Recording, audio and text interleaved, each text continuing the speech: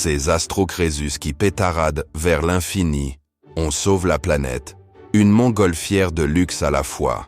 Alors que le Pékin moyen se serre la ceinture, surtout après les agapes dominicales arrosées au Beaujolais nouveau, une nouvelle espèce de nanti s'offre des virées cosmiques à des prix défiant toute logique et tout bon sens écologique.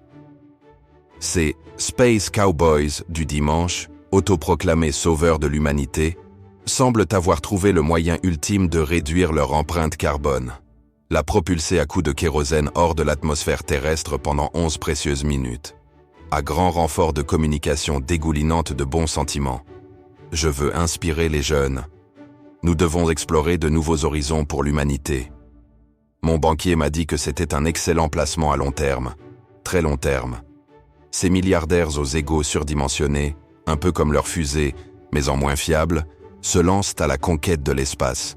Enfin, conquête est un bien grand mot pour une virée de 11 minutes à 100 bornes d'altitude, le temps d'apercevoir la courbure de la Terre et de prendre un selfie flou avec un vague fond bleuté.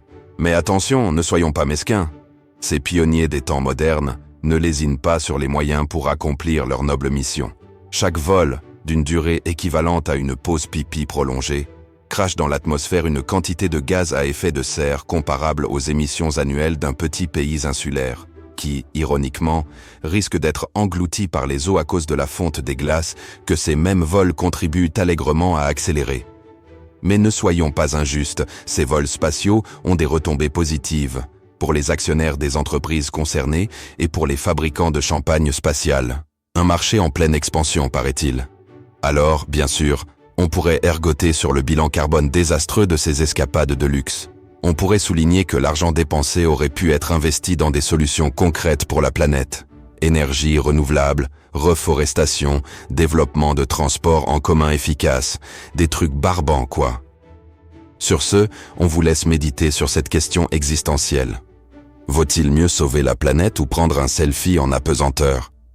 La réponse, comme souvent, se trouve peut-être entre les lignes, ou dans les nuages de fumée laissés par ces drôles d'oiseaux de l'espace.